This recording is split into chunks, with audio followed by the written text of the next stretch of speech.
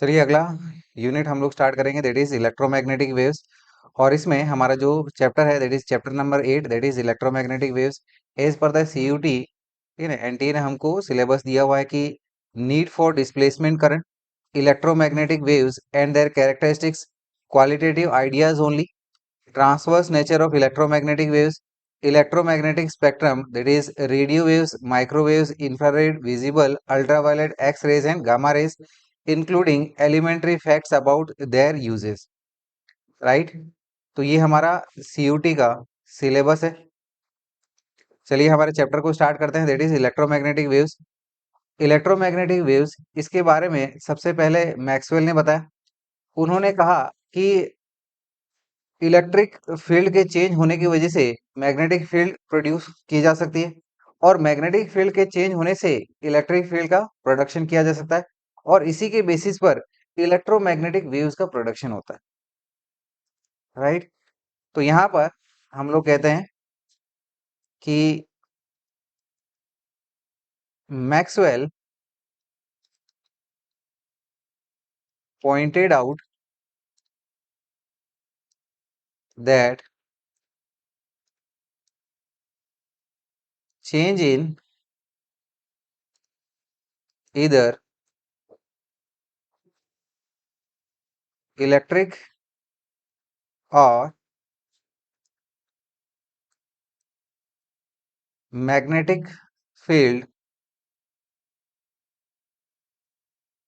with time produces the other field, leading to the production of electromagnetic waves। Right? इतना समझ में आया? Right, यानी कि मैक्सवेल ने कहा कि इलेक्ट्रिक फील्ड से मैग्नेटिक फील्ड का प्रोडक्शन होता है, और मैग्नेटिक फील्ड के चेंज होने से इलेक्ट्रिक फील्ड का प्रोडक्शन होता है, तो इसी से इलेक्ट्रोमैग्नेटिक वेव्स का प्रोडक्शन होता है। चलिए आगे बात करते हैं हम लोग डिस्प्लेसमेंट करंट की।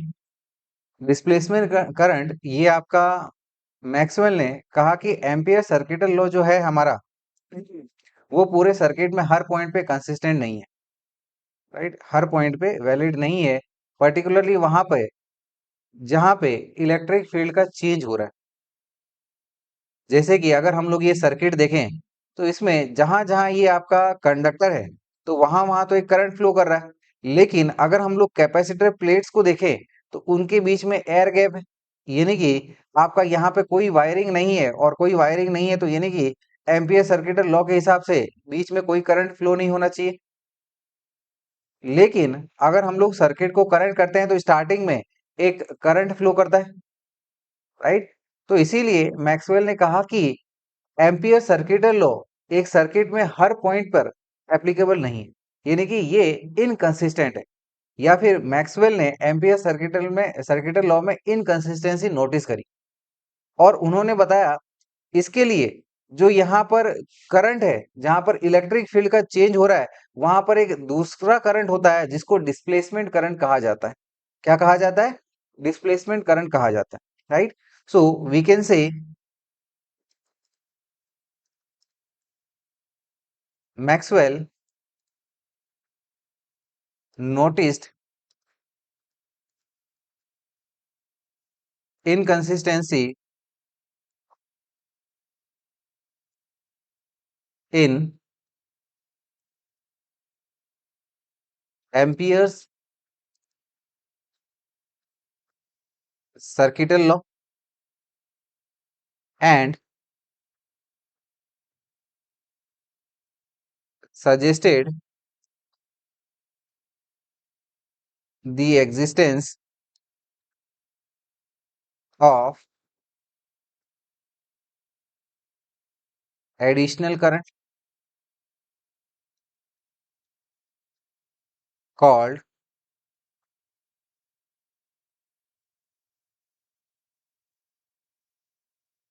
डिस्प्लेसमेंट करंट,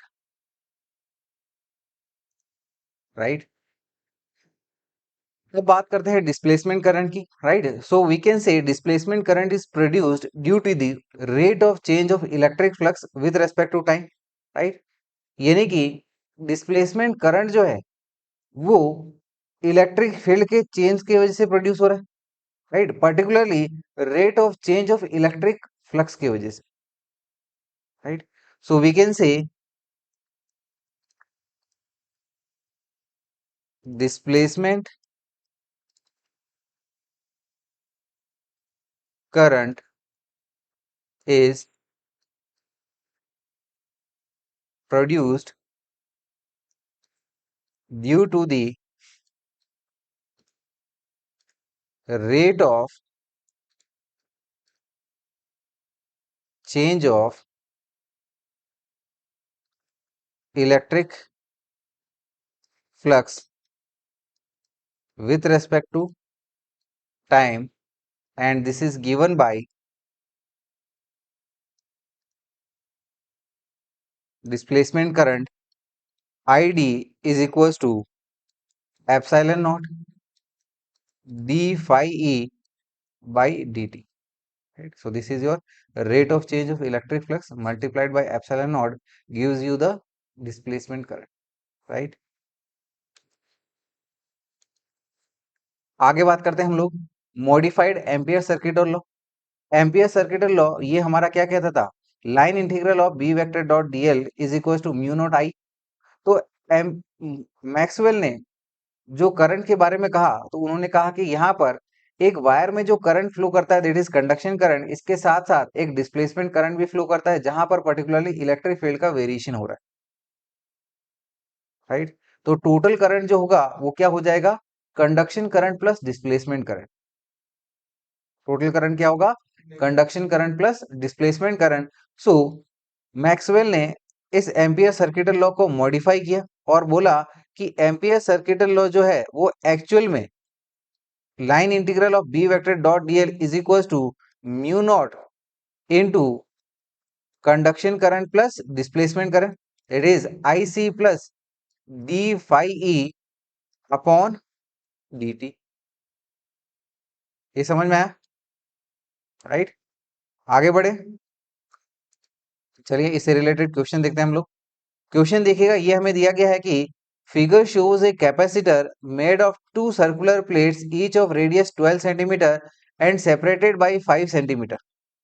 तो फिगर में हमें यहाँ पर दो सर्कुलर कैपेसिटर प्लेट्स बताई गई है, इनकी रेडियस 12 सेंटीमीटर है और इनके आपस में डिस्टेंस ऑफ सेपरेशन कितना है, 5 सेंटीमीटर का। The capacitor is being charged by an external source not shown in the figure. The charging current is constant and is equal to 0.15 ampere. तो बोला गया कि इस कैपेसिटर प्लेट्स को, राइट, एक एक्सटर्नल सोर्स के द्वारा चार्ज किया गया है जो कि यहाँ पर फिगर में तो दिखाया नहीं गया है, और यहाँ पर जो करंट फ्लो कर रहा है, right, that is given bye 0.15 ampere. फिर बोला गया है कि obtain the displacement current across the plates. तो प्लेट्स के अक्रॉस में, ठीक है ना, डिस्प्लेसमेंट करंट कितना होगा ये हमसे पूछा जा रहा है। Secondly, is Kirchhoff first rule that is junction rule valid at each plate of the capacitor explain. तो बोला गया है कि क्या किरचॉफ का first law that is junction rule यहाँ पर कैपेसिटर प्लेट्स के लिए एप्लीकेबल होगा, अगर होगा तो वो एक्सप्लेन करिए इसको। तो सबसे पहले हम लोग डिस्प्लेसमेंट करंट की बात करेंगे।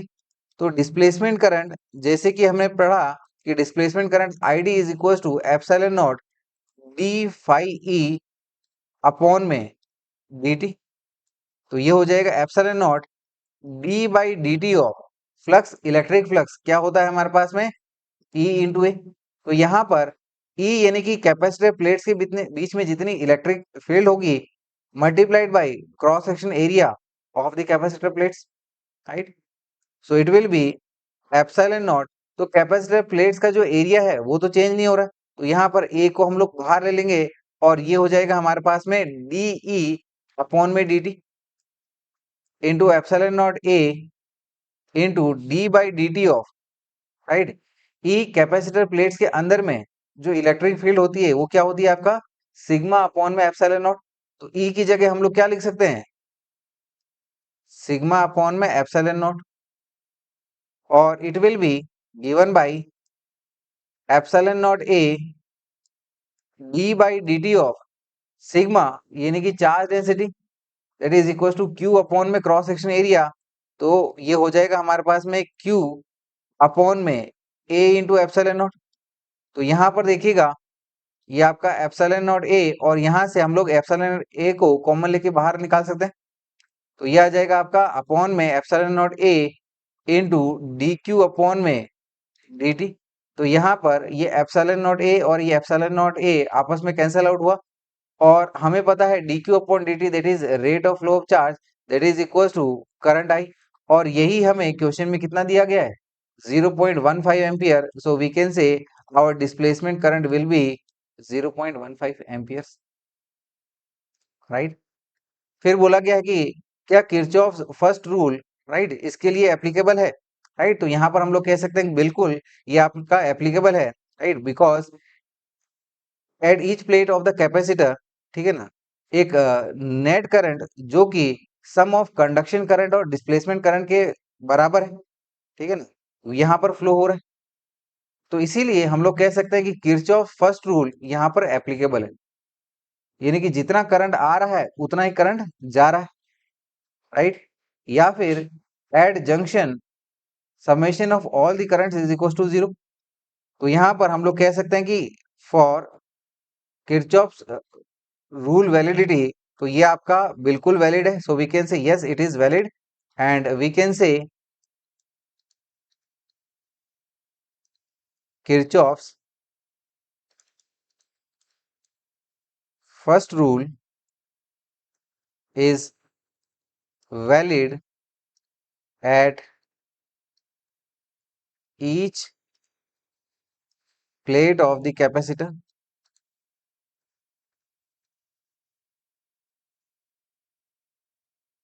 as net current is equal to the sum of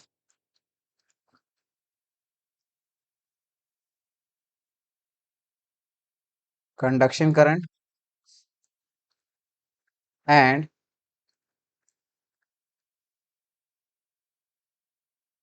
displacement current, right। चलिए आगे बढ़े, आगे बढ़ते हैं। अगला टॉपिक हम लोग देखते हैं, that is Maxwell's equation.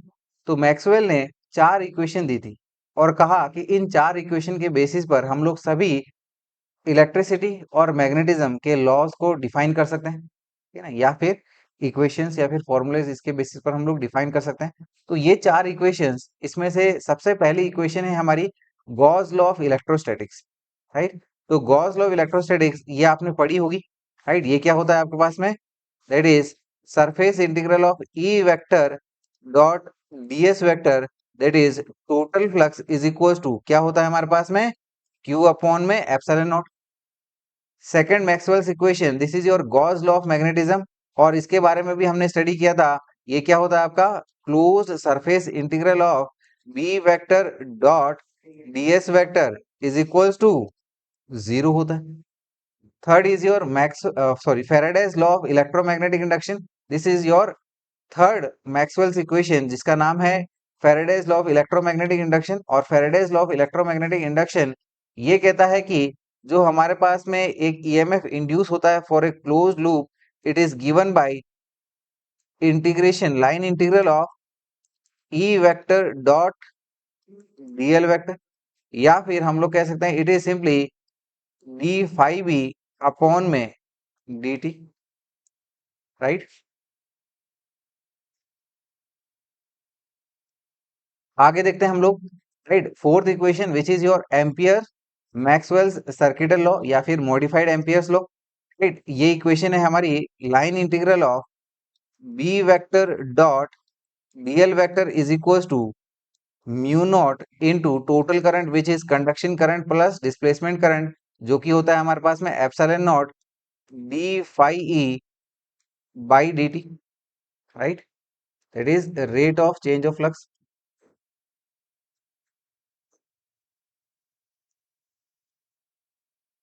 Right. इतना सभी को समझ में आया। आगे देखते हैं हम लोग graphical representation of propagation of electromagnetic waves. तो जो इलेक्ट्रोमैग्नेटिक वेव्स होती है उसमें इलेक्ट्रिक फील्ड और मैग्नेटिक फील्ड दोनों ही एक दूसरे से परपेंडिकुलर होती है, राइट। जैसे यहाँ पर अगर हम लोग देखें तो लेटर से ये जो हमारा थोड़ा स्काई कलर का सेक्शन है वो आपका इलेक्ट्रिक फील्ड का है, और यहाँ पर ये थोड़ा जो ऑरेंजिश टाइप का है ये आपका मैग्नेटिक फील्ड का सेक्शन है। तो यहाँ पर इलेक्ट्रिक फील्ड और मैग्नेटिक फील्ड दोनों ही एक दूसरे से परपेंडिकुलर, यानी कि इलेक्ट्रिक फील्ड एक्स एक्सिस के अलोंग चेंज हो रही है और मैग्नेटिक फील्ड यहाँ पर वाई एक्सिस के अलोंग चेंज हो रही है, और इनकी जो डायरेक्शन ऑफ प्रोपगेशन है वो हमारी जेड एक्सिस के अलोंग है। यानी कि यहाँ पर हम लोग कह सकते हैं कि electric field is perpendicular to magnetic field is perpendicular to direction of propagation of the wave, right. So for this electromagnetic wave, we can say electric field and magnetic field are, ठीक है ना। और ये भी चीज याद रखना है, ये दोनों आपका सेम फेज में, ठीक है, सेम फेज में, यानी कि जब आपकी इलेक्ट्रिक फील्ड मैक्सिमम पॉइंट पे पहुंचेगी उसी दौरान पे मैग्नेटिक फील्ड भी अपने मैक्सिमम पोजीशन पे पहुंचेगी। जब इलेक्ट्रिक फील्ड जीरो होगी तो उस दौरान पे मैग्नेटिक फील्ड भी जीरो होगी, राइट। यानी कि यहाँ पर इलेक्ट्रिक फील्ड और मैग्नेटिक फील्ड दोनों ही सेम फेज में, इनके बीच में फेज डिफरेंस कितना है, जीरो है, दोनों ही सेम फेज में। So we can say electric field and magnetic field are in same phase,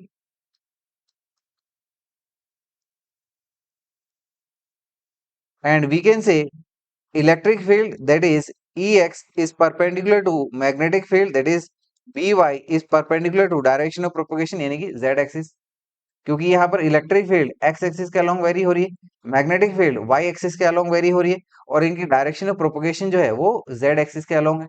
तो यहाँ पर कहा जा सकता है कि इलेक्ट्रिक फील्ड मैग्नेटिक फील्ड से परपेंडिकुलर है और ये दोनों इनके डायरेक्शन ऑफ प्रोपगेशन से परपेंडिकुलर है, यानी कि यहाँ पर ये तीनों ही एक दूसरे से म्यूचुअली परपेंडिकुलर है, राइट। तो इसीलिए ये आपकी ट्रांसवर्स वेव है, right.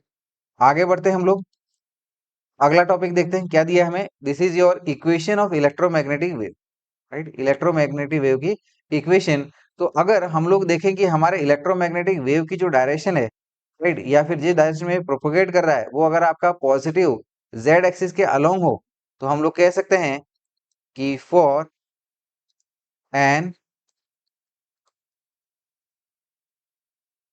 EM wave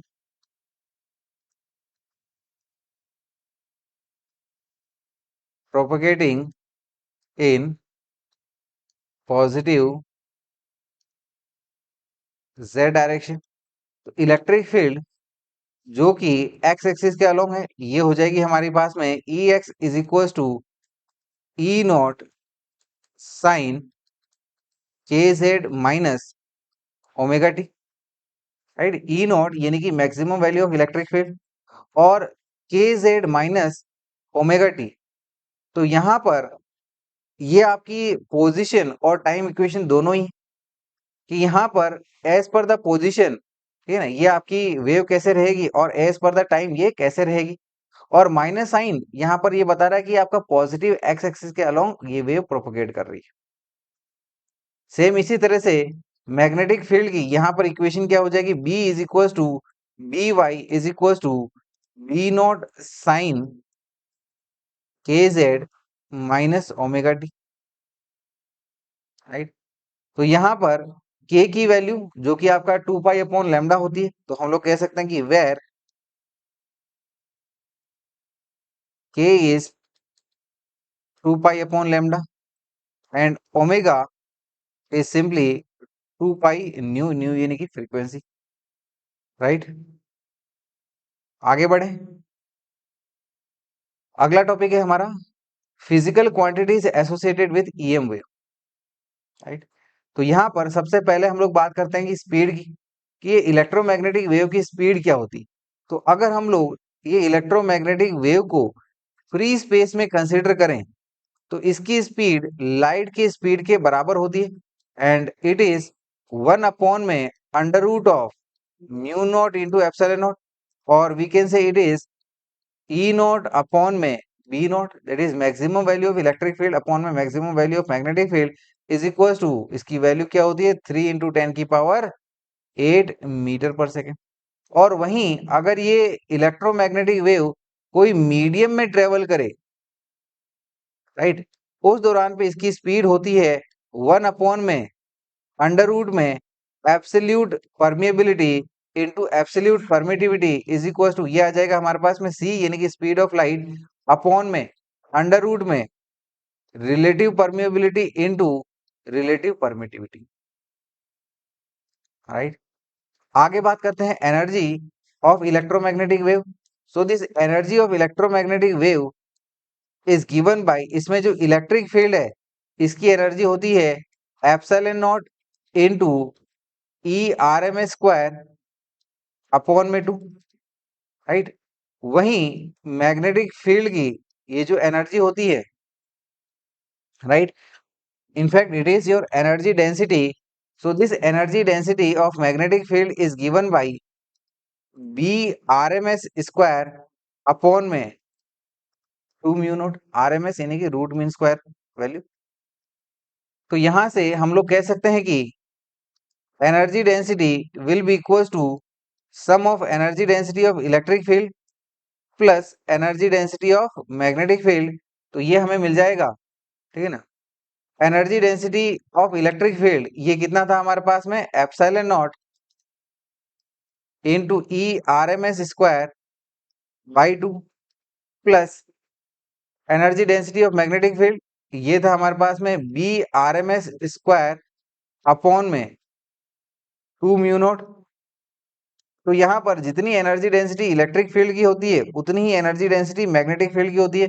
so we can say it is equal to epsilon naught into E R M square, यानी कि इसका ट्वाइस कर लो आप, या फिर in terms of magnetic field we can say it is B R M S upon में mu naught, right. So B R M S square upon में म्यू नॉट, यानी कि ये आपकी इलेक्ट्रोमैग्नेटिक वेव की टोटल एनर्जी डेंसिटी हो जाएगी, right. अब बात करते हैं हम लोग average energy density. So the average energy density of electromagnetic wave is given by 1/4 epsilon naught into E naught square plus V naught square upon में 4 म्यू नॉट, राइट। या फिर हम लोग कह सकते हैं इट इज इक्वल टू, इसका आप ट्वाइस कर लो तो ये क्या हो जाएगा epsilon naught into E naught square upon में 2 इज इक्वल टू, या फिर इसका ट्वाइस कर लो तो ये हो जाएगा बी नॉट स्क्वायर अपॉन में 2 म्यू नॉट। आगे बात करते हैं हम लोग इंटेंसिटी की। इंटेंसिटी होता है कि energy per unit area per unit time कितनी रिसीव होती है। कोई भी सरफेस पे perpendicularly energy per unit area per unit time कितनी रिसीव होती है, that is known as intensity. So we can say intensity I is given by energy upon में area into time, right. Energy upon में time यानी कि इसको हम लोग पावर भी बोल सकते हैं, इट इज पावर अपॉन में area is equal to, right. तो ये आपका in terms of energy density it will be energy density into c यानी कि स्पीड ऑफ लाइट, और it can be said to be as half into epsilon naught into E naught square into c, और we can say it to be half v naught square into c upon में mu naught, right. आगे बात करते हैं momentum of electromagnetic wave, right. तो यहाँ पर momentum जो है इलेक्ट्रोमैग्नेटिक वेव का ये डिपेंड करता है कि सरफेस कैसा है, कि सरफेस आपका कंप्लीटली एब्जॉर्बिंग है या फिर कंप्लीटली रिफ्लेक्टिंग है। तो देखते हैं अगर हमारा सरफेस कंप्लीटली एब्जॉर्बिंग सरफेस हुआ तो उसके केस में मोमेंटम क्या होता है ये हम लोग देखेंगे। So we can say if wave is incident on a completely absorbing surface,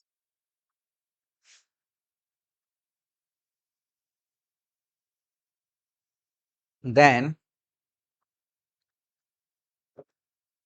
momentum delivered by the wave will be given by Pa is equals to U by C। और वहीं अगर ये कंप्लीटली रिफ्लेक्टिंग हुआ या फिर totally reflecting surface हुआ तो momentum delivered इसका ट्वाइस हो जाएगा। That is we can say if wave is incident on a totally reflecting surface, then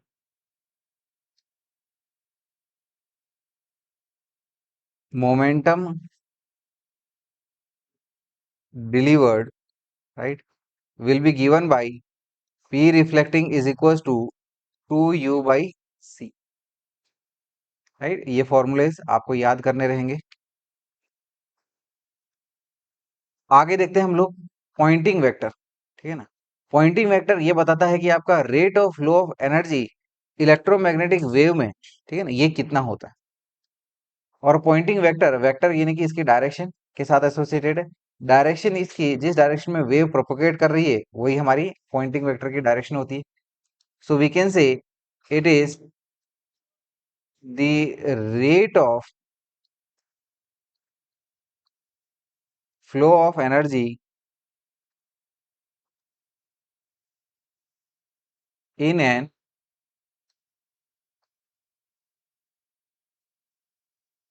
electromagnetic wave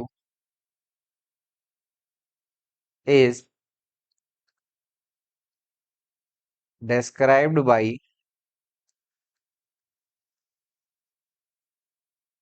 pointing vector, and this pointing vector is given by s vector is equals to 1 upon में mu naught into e vector cross b vector, right? Hence we can write its magnitude as s is equals to e naught into b naught upon में mu naught। तो देखिए इसकी direction आप निकाल सकते हो E vector cross B vector से, right hand thumb rule use करके। आगे बात करते हैं हम लोग रेडिएशन प्रेशर की, राइट। तो एक वेव कोई भी सरफेस के ऊपर में प्रेशर कितना लगा रही है, that is your radiation pressure. और ये भी सरफेस के ऊपर डिपेंड करता है कि ये आपका कंप्लीटली एब्जॉर्बिंग है या फिर टोटली रिफ्लेक्टिंग सरफेस है। तो यहाँ पर बात करते हैं सबसे पहले, that is for perfectly absorbing surface, कि ऐसा सरफेस जो वेव को पूरी तरह से एब्जॉर्ब कर रहा है। तो उसके लिए हम लोग कह सकते हैं कि for perfectly absorbing surface pressure P A is equal to magnitude of Poynting vector upon में speed of light is equal to, ये हो जाएगा हमारे पास में E not into B not upon में mu not into C, right. आगे इसी में बात करते हैं परफेक्टली रिफ्लेक्टिंग सरफेस के लिए। So we can say for perfectly reflecting surface we can say PR will be given by इसका double that is 2s upon में c is equals to 2 epsilon not, sorry 2 e not into b not upon में mu not into c, right. चलिए आगे बढ़ते हैं हम लोग।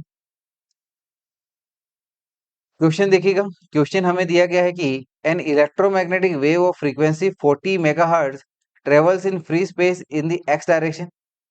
एक इलेक्ट्रोमैग्नेटिक वेव है जिसकी फ्रीक्वेंसी हमें 40 मेगाहर्ट्ज दी गई और ये फ्री स्पेस में एक्स डायरेक्शन में ट्रेवल कर रही है। तो सबसे पहले हमें बताना है कि इस वेव की वेवलेंथ कितनी होगी, and secondly at some point and at some instant the electric field has its maximum value of 750 newtons per coulomb and is along the y-axis. Calculate the magnitude and direction of the magnetic field at this position and time. तो बोला गया कि किसी particular time पे electric field का जो magnitude है वो 750 न्यूटन पर कूलम है और ये वाई एक्सिस के अलोंग प्रोपोगेट कर रही है. सो calculate the magnitude and direction of the magnetic field at this position and time. तो इस पोजीशन और टाइम पे, राइट, मैग्नीट्यूड और डायरेक्शन मैग्नेटिक फील्ड की क्या होगी ये हमसे पूछा जा रहा है. तो सबसे पहले हमको यहाँ पर वेवलेंथ कैलकुलेट करनी है. We know speed of light c is given by nu lambda. ठीक है, nu is frequency and lambda is wavelength. So from here we can say wavelength of electromagnetic wave is given by c upon में nu यानी कि frequency values put करते हैं तो ये आ जाएगा हमारे पास में 3 इंटू 10⁸ अपॉन में 40 into 10⁶ is equal to 7.5 metre. Right, तो ये हमारा फर्स्ट पार्ट हो गया जब हमको वेवलेंथ निकालनी थी. Second part, right, second part हमको मैग्नेटिक फील्ड निकालनी है. तो हमें पता है C is equal to E not upon B not होता है. तो बी नोट क्या हो जाएगा, E not upon C. So it will be E not upon में C is equal to E not यानी कि 750 अपॉन में speed of light that is equal to 3 into 10⁸. तो इसको सॉल्व करने पे इसकी वैल्यू हमें मिल जाएगी 2.5 इंटू 10⁻⁻6 टेस्ला. और हमें पता है कि E vector cross B vector is equal to Poynting vector देता है. ठीक है ना.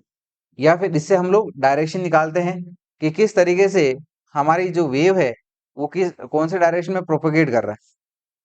तो यहाँ पर हम लोग कह सकते हैं कि हमारी जो इलेक्ट्रिक फील्ड है वो हमें दे रखी है वाई एक्सिस कह लो, और मैग्नेटिक फील्ड कौन से डायरेक्शन में है ये हमें पता करना है. इज इक्वल टू ये जो वेव है वो एक्स डायरेक्शन में जा रही है. तो यहाँ से अब हम लोग निकाल सकते हैं कि बी यानी कि मैग्नेटिक फील्ड की डायरेक्शन क्या है. तो जे क्रॉस क्या हो ताकि ये आपका आई कैप हो जाए. राइट, तो क्या होगा यहाँ पर, के होगा, के कैप होगा. Right, so we can say therefore B vector is along positive z axis that is k cap. Right, इतना समझ में आया. चलिए आगे बात करते हैं हम लोग. अगला क्वेश्चन देखते हैं. It is find the magnitude of electric and magnetic fields in a parallel beam of light of intensity 4 weber per metre square. Right, तो हमें इलेक्ट्रिक फील्ड और मैग्नेटिक फील्ड, ठीक है, का मैग्नीट्यूड हमें पता करना है. एक पैरेलल बीम में जिसकी intensity 4 weber per metre square दी है. तो हमें यहाँ पर इंटेंसिटी दे रखी है एंड हम we know intensity I. Right, intensity I is given by energy density यूरो into C is equal to energy density ये होती है हमारे पास में half epsilon naught E naught square into C. Right, therefore we can say यहाँ से हम लोग ई नॉट की वैल्यू फाइंड कर सकते हैं. That is equal to E naught is equal to under root of 2i upon में epsilon naught into C. तो ये हो जाएगा हमारा 2 इंटू 4 अपॉन में एप्सिलॉन नॉट यानी कि 8.854 into 10⁻⁻12 into speed of light that is equal to 3 into 10⁸8. तो इसको सॉल्व करने पे इसकी वैल्यू हमें मिलेगी 54.86 न्यूटन पर कूलम. और हमें इसके बाद में इलेक्ट्रिक फील्ड का मैग्नीट्यूड तो हमें फाइंड करना ही था. राइट, इसके बाद में हमें मैग्नेटिक फील्ड इसका भी एम्पलीट्यूड फाइंड करना है यानी कि मैक्सिमम वैल्यू फाइंड करनी है. So we can say B not that is amplitude of magnetic field is equal to E not upon में सी, कारण C is equal to E not upon B होता है. तो यहाँ पर इसकी वैल्यूज पुट करते हैं। ई नॉट ये आया हमारे पास में 54.86 upon speed of light that is equal to 3 into 10 की पावर 8 इज इक्वल टू, इसको सॉल्व करने पे इसकी वैल्यू हमें मिलेगी 1.83 इंटू 10 की पावर -7 टेस्ला, राइट। तो ये हमारी मैग्नेटिक फील्ड का मैग्नीट्यूड हमें मिल गया, यहाँ से इलेक्ट्रिक फील्ड का मैग्नीट्यूड मिल गया हमें, और यही हमें कैलकुलेट करना था, राइट। अगला टॉपिक है हमारा electromagnetic spectrum, right. Electromagnetic spectrum ये बेसिकली आपका इलेक्ट्रोमैग्नेटिक वेव्स का ऑर्डरली अरेंजमेंट होता है, that is on the basis of wavelength और frequency, right. So we can say electromagnetic spectrum is orderly arrangement of electromagnetic waves in increasing or decreasing order of frequency nu or wavelength lambda is called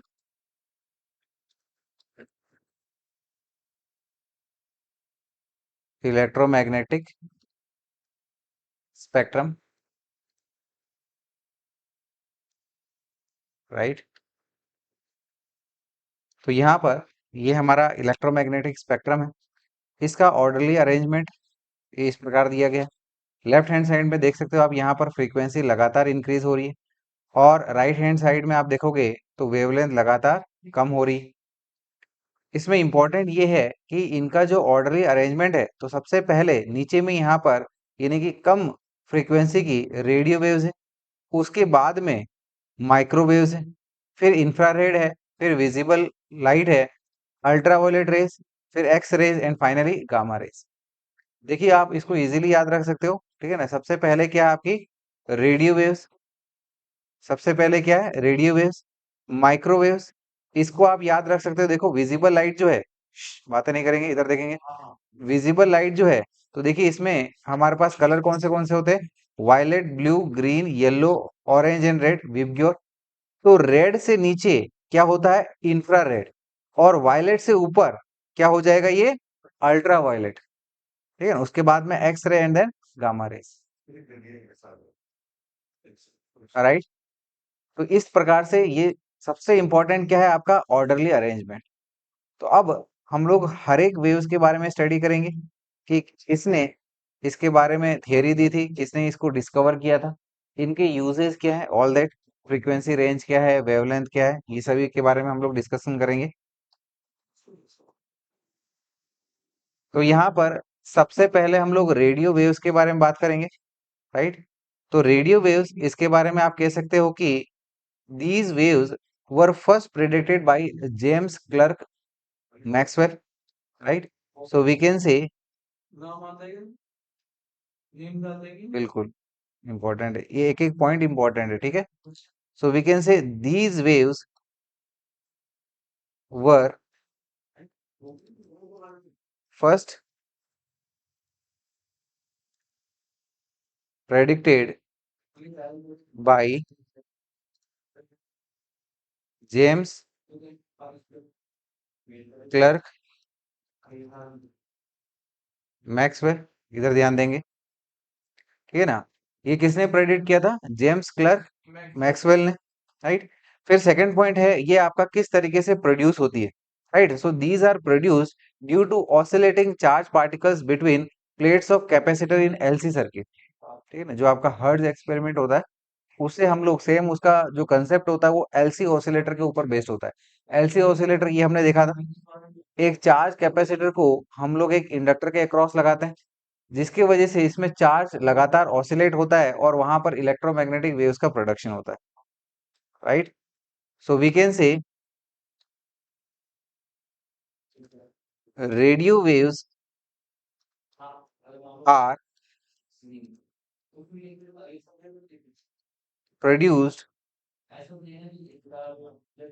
due to oscillating charge particles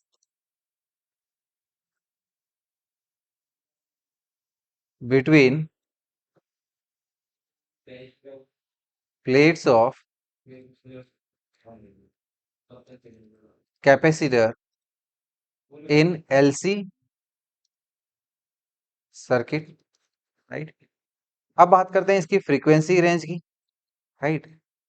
so for frequency range of radio waves we can say it is less than 10 to the power 9 hertz, right. अब बात करते हैं इसकी wavelength range की। तो wavelength range इसकी होती है ग्रेटर देन 0.1 मीटर, राइट। अब रेडियो वेव्स के यूजेस के बारे में बात करेंगे।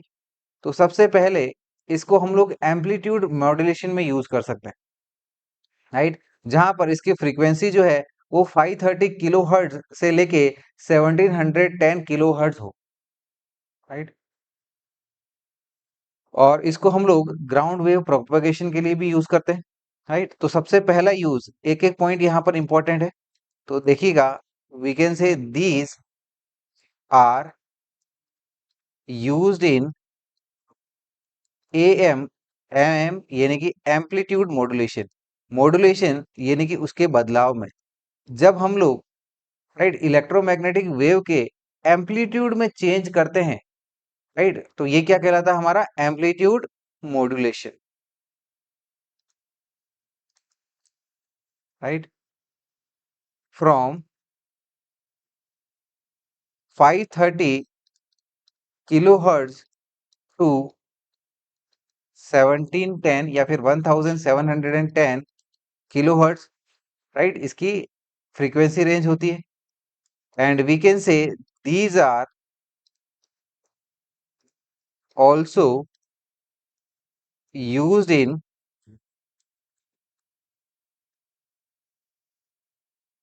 ground wave propagation।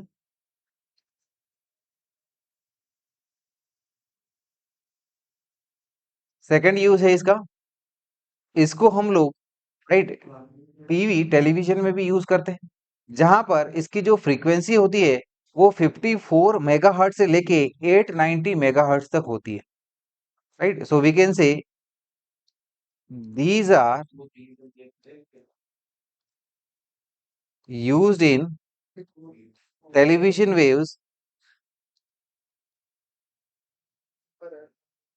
whose frequency range from 54 megahertz to 890 megahertz, right.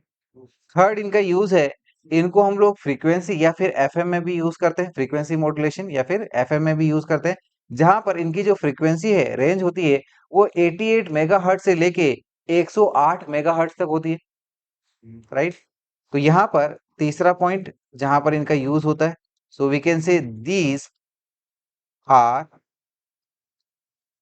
Used in FM, that is FM सुनते हो ना आप, रेडियो मिर्ची 91.1 है, हॉट एफएम, यही सारे, विविध भारती है, विविध भारती अभी भी चलती है, ranging from 88 megahertz to 108 megahertz. Fourth है, इनको अल्ट्रा हाई फ्रीक्वेंसी यूएचएफ में भी यूज किया जाता है, पर्टिकुलरली आपके सेलुलर फोन्स के लिए, right. So we can say it's fourth use is use in ultra high frequency,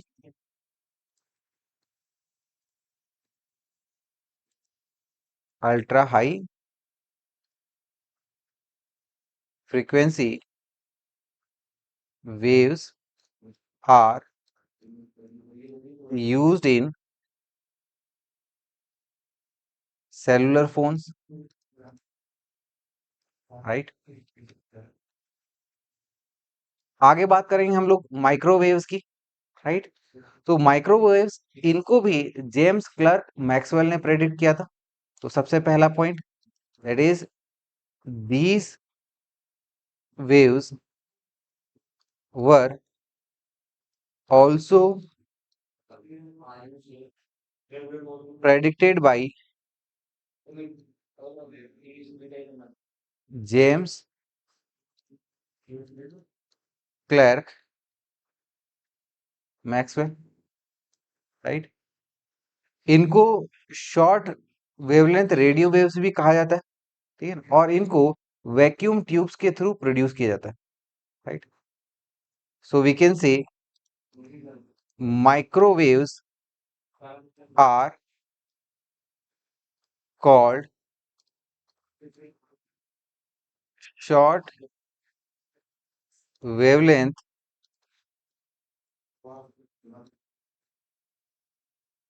radio waves which are produced by vacuum tubes, right. फिर बात करते हैं इसकी फ्रीक्वेंसी रेंज की, राइट। तो इनकी फ्रीक्वेंसी की जो रेंज होती है वो होती है आपकी 10⁻⁹ टू 10⁻11 हर्ट्ज। क्या होती है? 10⁻⁹ टू 10⁻11 हर्ट्ज। फिर बात करते हैं इसमें इनकी वेवलेंथ रेंज की। So we can say their wavelength range is from 0.1 meter to 1 millimeter। Microwaves, ठीक है ना, इनके यूजेस की अगर हम लोग बात करें तो सबसे पहला यूज तो हम लोग कह सकते हैं इनको हम लोग रेडार सिस्टम में फॉर एयरक्राफ्ट नेविगेशन के लिए यूज करते हैं, right. So we can say these are used in radar system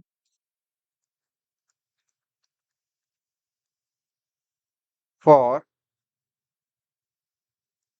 aircraft navigation. Second है माइक्रोवेव, ठीक है ना। माइक्रोवेव ओवन जो होता है इसको हम लोग कुकिंग पर्पस के लिए भी यूज करते हैं। So second is these are used in microwave oven for cooking purposes, right. आगे बात करते हैं इसका थर्ड यूज के लिए, राइट। इनको हम लोग एटॉमिक और मॉलिक्यूलर स्ट्रक्चर्स को स्टडी करने के लिए भी यूज करते हैं, right. So we can say these are, इनके यूजेस पूछ लिए जाते हैं कि ये पर्टिकुलर जो यूज हो रहा है वो उसके लिए कौन सी इलेक्ट्रोमैग्नेटिक वेव का इस्तेमाल होता है, right. So we can say these are used in the study of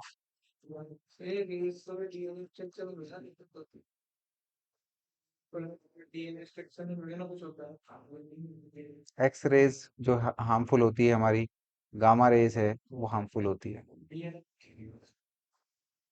right. So we can say these are used in the study of atomic and molecular structures, right. ध्यान दो इधर पढ़ाई में, ठीक है ना। फोर्थ पॉइंट, दैट इज इनको हम लोग व्हीकल्स की स्पीड या फिर क्रिकेट में आप देखते हो कि बॉल की स्पीड कितनी होती है, उसके लिए इसको मेजरमेंट के लिए यूज किया जाता है, right. So we can say these are used to measure the speed of vehicle or speed of cricket ball, etc. Right. आगे बात करते हैं हम लोग इंफ्रारेड वेव्स की। राइट। इंफ्रारेड वेव की डिस्कवरी हर्शचेल ने की थी। Right. So we can say these waves were discovered by Herschel. Right. Infrared waves को हीट वेव्स भी कहा जाता है। क्या कहा जाता है? हीट वेव्स भी कहा जाता है। So we can say infrared waves are called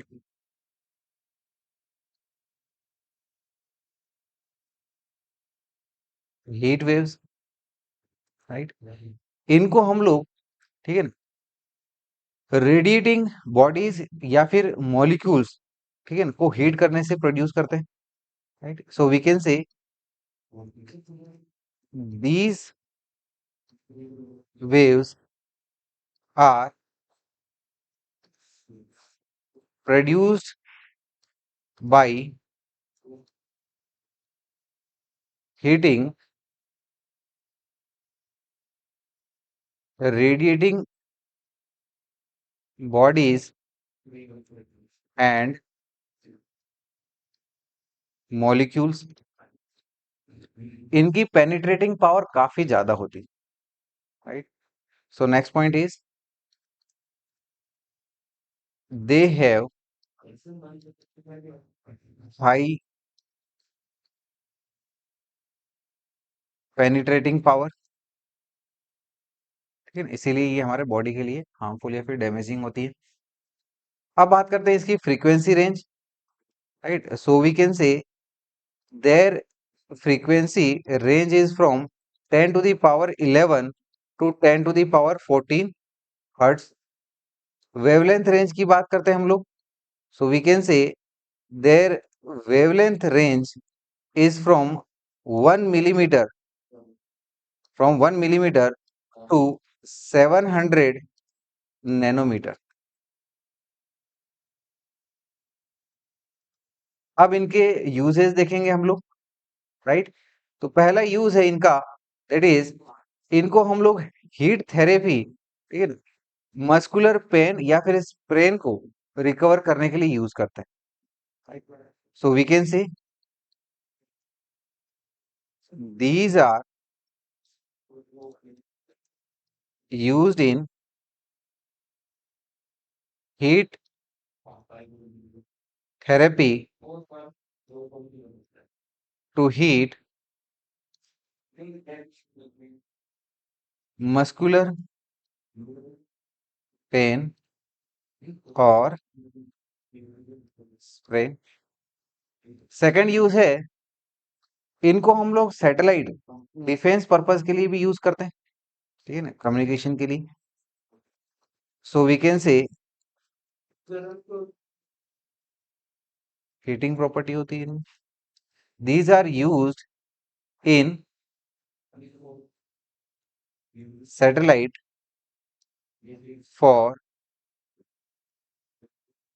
defence purpose. इनको वेदर फोरकास्टिंग के लिए भी यूज किया जाता है।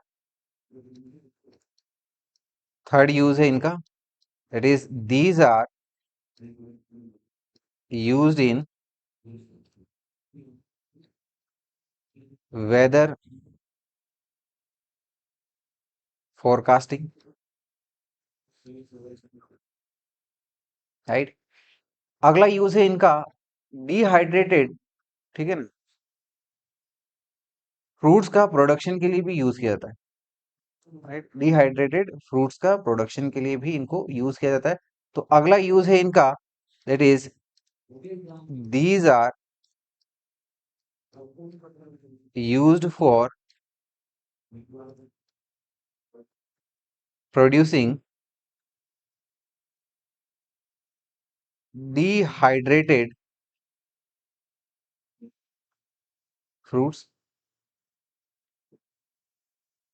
इनको हम लोग solar water heater, solar cells या फिर कुकर्स में भी यूज करते हैं, सोलर कुकर्स में। सो अगला यूज है इनका, that is these are used in solar water heater,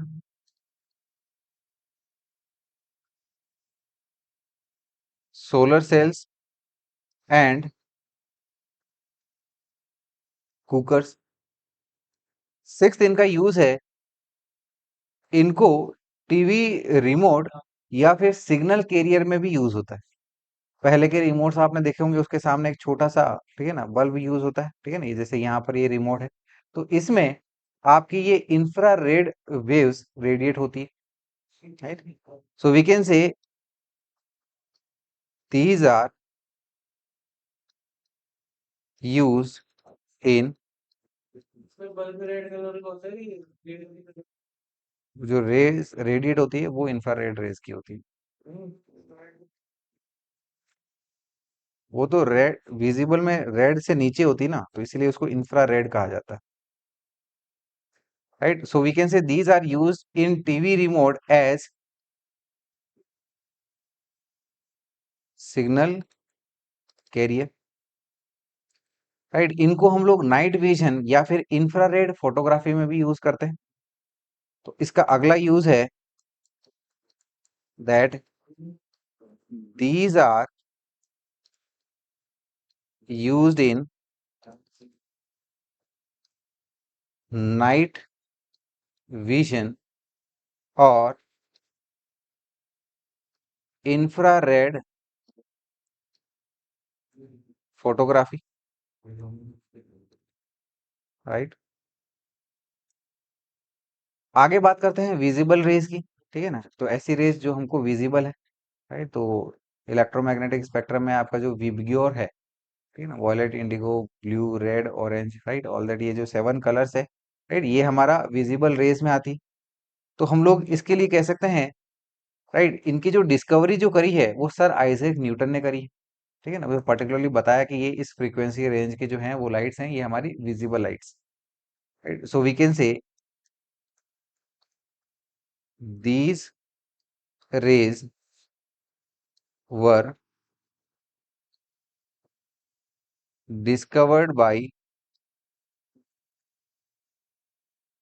sir Isaac Newton, right. ये आपका इलेक्ट्रोमैग्नेटिक स्पेक्ट्रम का वो पार्ट का स्पेक्ट्रम है जो आपकी ह्यूमन आईज के लिए विजिबल है। बाकी इलेक्ट्रोमैग्नेटिक वेव्स को हम लोग नहीं देख सकते, लेकिन इस रेंज की इलेक्ट्रोमैग्नेटिक वेव्स को ह्यूमन आईज डिटेक्ट कर सकती है, उनके लिए विजिबल है। So we can say it is that part of spectrum which is visible to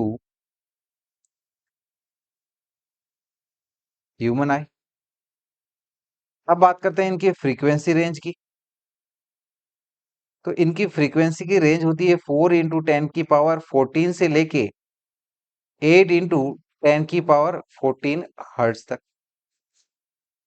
फिर बात करते हैं इनकी वेवलेंथ रेंज।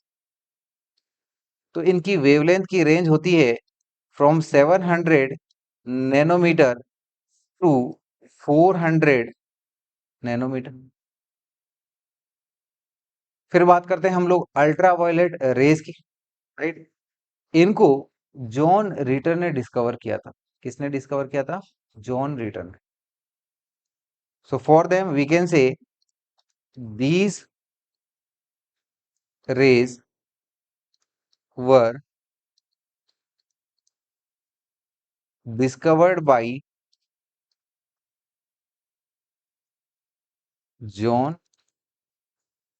Ritter, right. इनको हम लोग स्पेशल लैम्प से, राइट, और वेरी हॉट बॉडी से प्रोड्यूस करते हैं, right. So we can say ultraviolet rays are produced by special lamps and very hot bodies, right. उनसे अल्ट्रावायलेट रेज का रेडिएशन होता है। इसके बारे में हम लोग और कह सकते हैं कि अल्ट्रावायलेट जो रेज है उसका मेन सोर्स हमारा सन है, और जब वो हमारे अर्थ पे पहुंचती है तो वहां पर अर्थ के ऊपर में जो ओजोन की लेयर है वो मेनली इस अल्ट्रावायलेट रेज को रोकने का काम करती है, because they are very harmful to the human bodies. ठीक है, ये पॉइंट बहुत इंपॉर्टेंट है। So we can say sun is an important source of, क्या हुआ, sun is an important source of UV rays and fortunately these rays are as absorbed by ozone layer, right. Ozone क्या होता है आपका, oxygen के 3 particles, O3 particles. इनकी frequency की range ये होती है from 10 to the power 14 to 10 to the power 17 hertz. Wavelength की बात करते हैं इसकी। So for wavelength we can say इनकी वेवलेंथ की रेंज होती है 400 नैनोमीटर टू 1 नैनोमीटर। फिर बात करते हैं इनके यूजेस की, ठीक है ना। इसको अल्ट्रावायलेट रेज को हम लोग बर्गलर अलार्म, ठीक है ना, के लिए भी यूज करते हैं। जो आपका बर्गलर यानी कि चोर वगैरह, ठीक है ना, तो इसको दरवाजे को वगैरह लगा देते हैं जब फैमिली से बाहर वगैरह हम लोग जाते हैं, ठीक है ना। तो कुछ कुछ दरवाजों पे स्पेशल वहां पर ये अल्ट्रावायलेट रेज का यूज होता है। अंधेरे में वो दिखती नहीं है। जब कोई पर्सन, ठीक है ना, बिना कोई परमिशन के, ठीक है ना, गेट को ओपन करता है तो होता क्या है कि वो उस अल्ट्रावायलेट रेज के रीजन को क्रॉस करता है, और जैसे ही क्रॉस होता है तो सर्किट ब्रेक होता है और वहां पर अलार्म रिंग हो जाती है, क्योंकि ये नॉर्मल पर्सन के लिए विजिबल होती नहीं, ठीक है। तो जैसे ही वो आपका सर्किट ब्रेक होता है और एक अलार्म जनरेट हो जाती है। सो वी कैन से इनके यूजेस के लिए, इसका पहला यूज है that these are used in burglar alarm. Second use है इनको हम लोग मॉलिक्यूलर स्ट्रक्चर, ठीक है ना, या फिर इनविजिबल राइटिंग को डिटेक्ट करने के लिए, या फिर पढ़ने के लिए भी इसको यूज किया जाता है। जैसे पुराने आपके मोन्यूस्क्रिप्ट्स थे, ठीक है, उनको पर्टिकुलरली पढ़ने के लिए हम लोग अल्ट्रावायलेट रेज का यूज करते हैं, ठीक है ना। या फिर जैसे मॉलिक्यूल्स का स्ट्रक्चर है उनको पढ़ने के लिए भी हम लोग अल्ट्रावायलेट रेज का यूज करते हैं, राइट। सो सेकंड यूज है इसका, that is that is these are used to study molecular structure and in detection of invisible writing, right. Third इनका यूज है, इनको हम लोग मिनरल्स में जर्म्स, ठीक है ना, बैक्टीरिया को किल करने के लिए भी यूज करते हैं, right.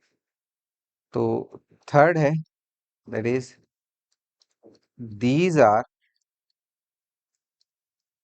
Used to kill germs in minerals. क्या हुआ दुर्गेश? बताओ, मैं भी थोड़ा खुश हो सकूं। बताओ। राइट। इनका अगला यूज देखते हैं, that is our fourth use, that is हम लोग इनको सर्जिकल जो इंस्ट्रूमेंट्स होते हैं उनको स्टेरिलाइज, ठीक है ना, बैक्टीरिया फ्री करने के लिए भी यूज करते हैं। So their next use is that these are use to sterilize surgical instruments. अगली रे है आपकी एक्सरे, ठीक है ना। इसको रोएंटजन ने डिस्कवर किया था। किसने डिस्कवर किया था? रोएंटजन ने डिस्कवर किया था। सो इसमें लिखिएगा that these rays were discovered by Roentgen. इनकी फ्रीक्वेंसी की रेंज होती है from 10 to the power 16 to 10 to the power 17 hertz. इनकी वेवलेंथ की रेंज की अगर बात करें तो ये होती है from 1 nanometer to 10 to the power -3 nanometer. अब बात कर लेते हैं इनकी यूजेस की। राइट। इनको हम लोग सर्जरी में, ठीक है ना, फ्रैक्चर वगैरह डिटेक्ट करने के लिए यूज करते हैं, ठीक है ना। या फिर आपका कोई डिजीज्ड ऑर्गन है या फिर बॉडी में आपका स्टोन्स वगैरह हैं या नहीं है, ठीक है ना, इसके लिए हम लोग एक्सरे का यूज करते हैं। जैसे भी कोई पर्टिकुलरली कोई एक्सीडेंट वगैरह हो जाता है, राइट, या फिर फ्रैक्चर वगैरह आता है तो डॉक्टर सबसे पहले क्या सजेस्ट करता है कि जाओ पहले एक एक्सरे करवा के लेके आओ। नहीं, उससे पूरी तरह से पता नहीं करते हैं तो उससे थोड़ा कुछ अलग लगता होगा, डॉक्टर से एक बार कंसल्ट करिएगा आप। ठीक है। तो यहाँ पर सबसे पहले हम लोग बोल सकते हैं that these are used in surgery to detect the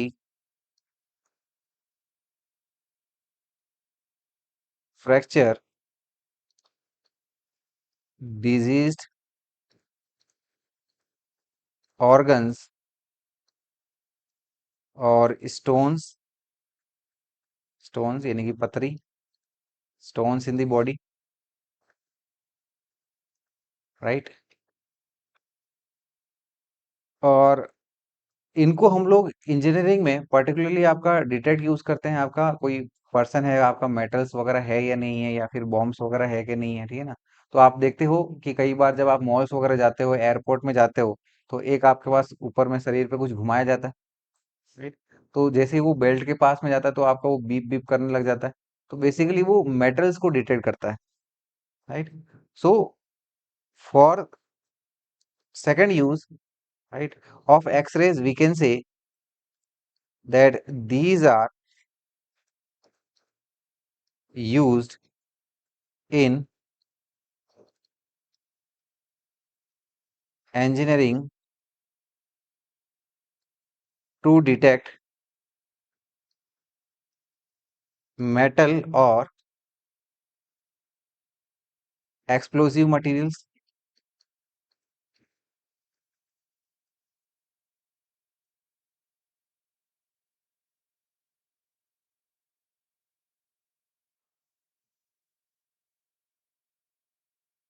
right. फिर बात करते हैं इसका अगला यूज की। इनको हम लोग साइंटिफिक रिसर्च में भी यूज करते हैं, right. So we can say, right, इसका अगला use that is these are used in scientific research, right. और लास्टली हम लोग बात करेंगे गामा रेज के बारे में, राइट। गामा रेज को रुदरफोर्ड ने डिस्कवर किया था। किसने डिस्कवर किया था? रदरफोर्ड ने डिस्कवर किया था। So we can say these rays were discovered by Rutherford. इनकी पेनिट्रेटिंग पावर सबसे ज्यादा होती है, right. So we can say they have very high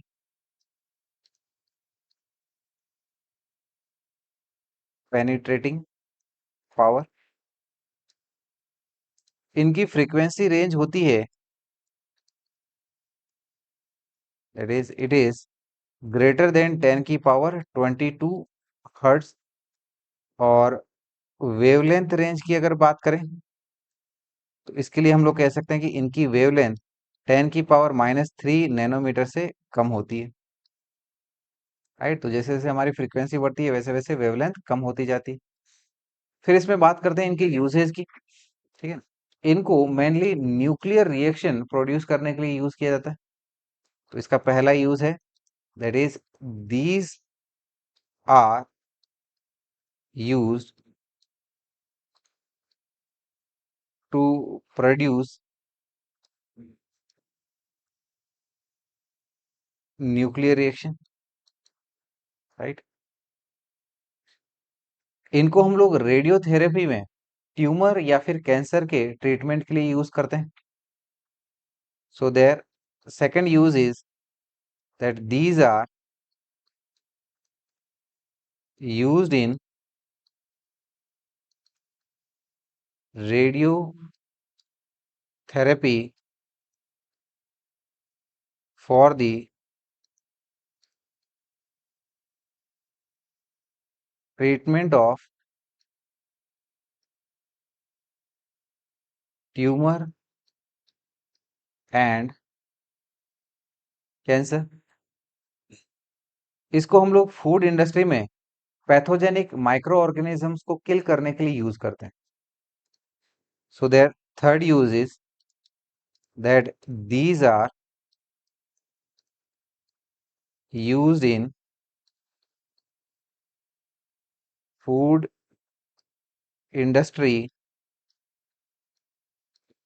to kill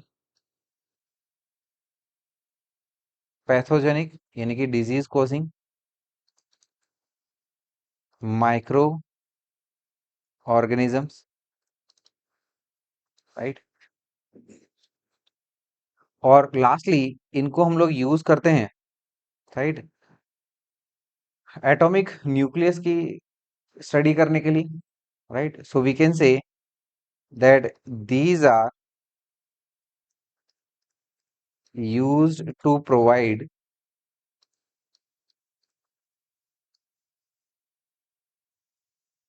valuable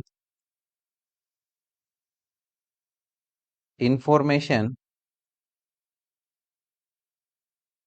about the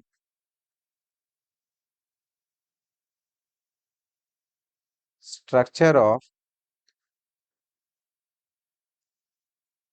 atomic nucleus, right. तो इसी के साथ ये आपका चैप्टर कंप्लीट होता है। यहाँ पर हमने लास्ट में इलेक्ट्रोमैग्नेटिक स्पेक्ट्रम देखा है। जितने भी आपके ईएम वेव्स है, ठीक है, उनके बारे में हमने जितना आपका एज पर दी एग्जामिनेशन सभी पॉइंट्स हमने डिस्कस किए हैं। इनके सभी के अच्छे से यूजेस हमने स्टडी किए। तो इसी के साथ हम लोग इस चैप्टर को कंप्लीट करते हैं, राइट। आई होप जितना हमने पढ़ा है वो आपको अच्छे से समझ में आया होगा, राइट एवरीवन। समझ में आया अच्छे से, राइट। तो इसी के साथ हम लोग इस चैप्टर को कंक्लूड करते हैं। So thank you all.